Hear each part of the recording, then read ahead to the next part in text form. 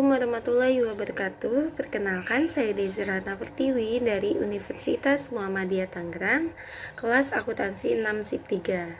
Dalam video kali ini, saya ingin menjelaskan tentang teori informasi asimetris dan teori ekonomi mikro.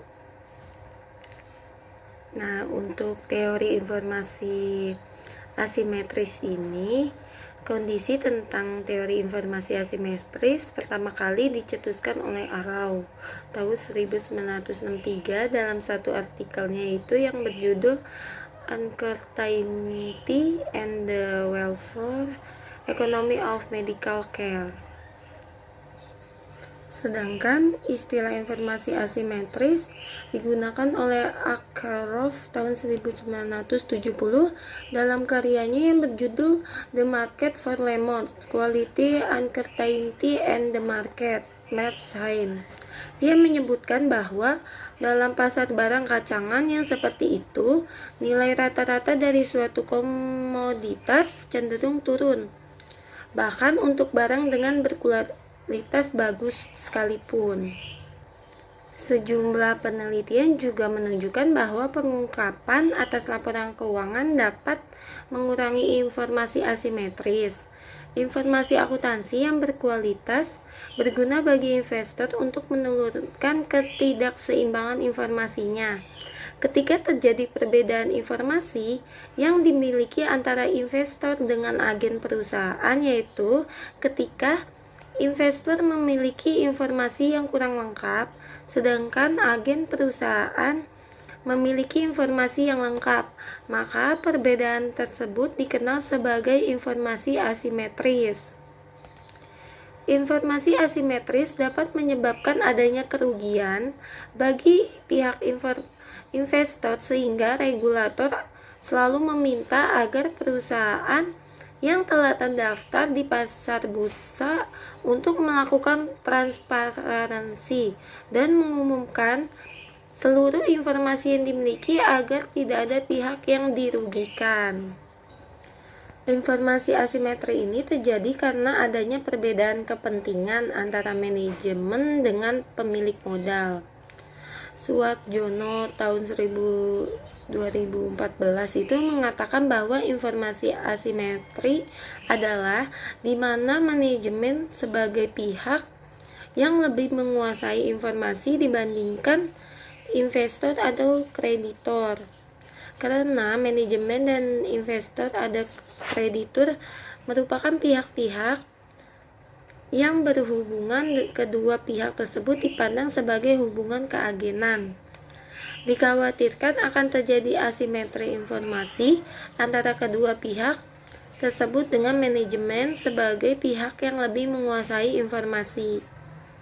Kondisi informasi asimetris sangat mempengaruhi cost of equity karena apabila pihak eksternal perusahaan seperti investor dan kreditor tidak memiliki cukup informasi terkait perusahaan, maka akan timbul kerugian bagi pihak eksternal tersebut untuk menanamkan atau meminjamkan dananya terhadap perusahaan yang akhirnya nanti akan mengurangi modal yang dapat perusahaan, sehingga akhirnya nilai cost of equity semakin tinggi karena perusahaan harus mengeluarkan biaya lebih banyak agar usahanya untuk menambal modal perusahaan.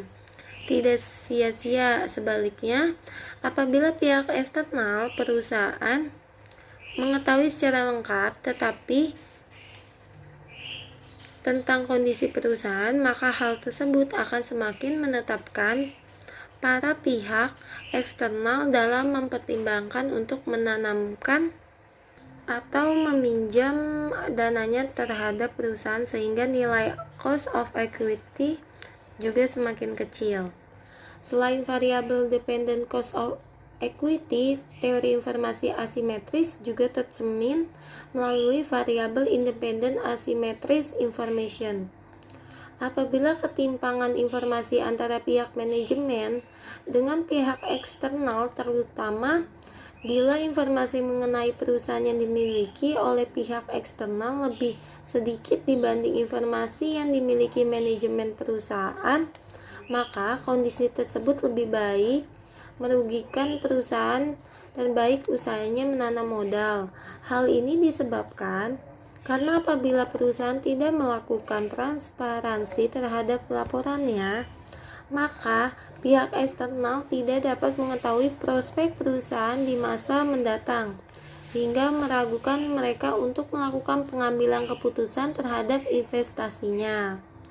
Nah, untuk teori ekonomi mikro itu, ekonomi mikro adalah cabang dari ilmu ekonomi yang mempelajari perilaku konsumen dan perusahaan serta menentukan harga-harga pasar dan kualitas faktor input barang dan jasa yang diperjualbelikan. Ekonomi mikro meneliti bagaimana berbagai keputusan dan perilaku tersebut mempengaruhi penawaran dan permintaan atas barang dan jasanya. Ekonomi mikro mempelajari bagaimana perilaku tiap-tiap individu dalam setiap unit ekonomi yang dapat berperan sebagai konsumen, pekerja, investor, pemilik tanah, ataupun perilaku dari sebuah industri.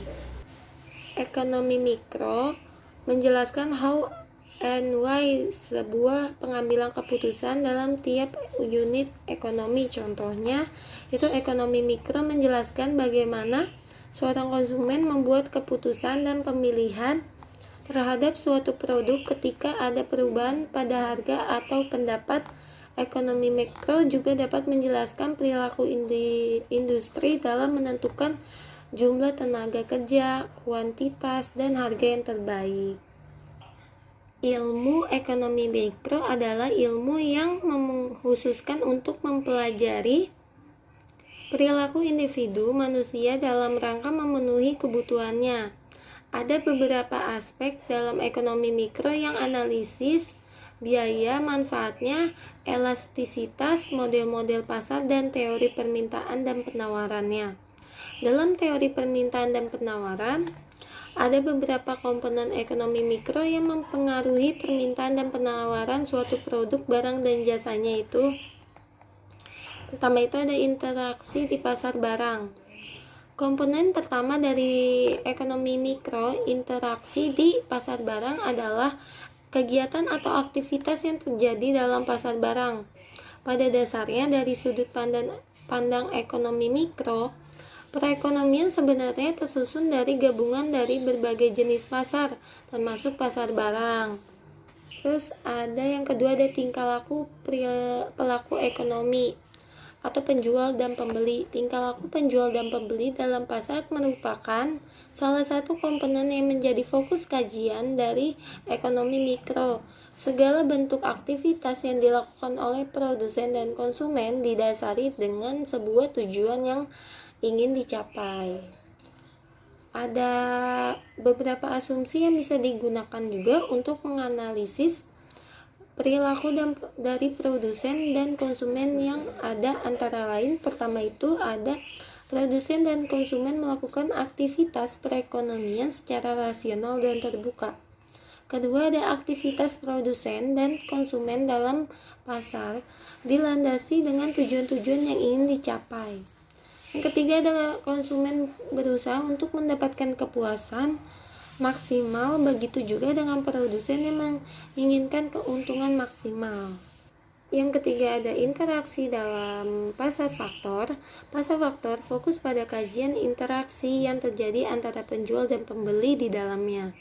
Pasar-pasar faktor menjadi fokus kajian dalam ekonomi mikro karena pasar menyediakan faktor-faktor produksi yang dibutuhkan oleh produsen rumah tangga yang bisa digunakan untuk menjalankan kegiatan produksinya.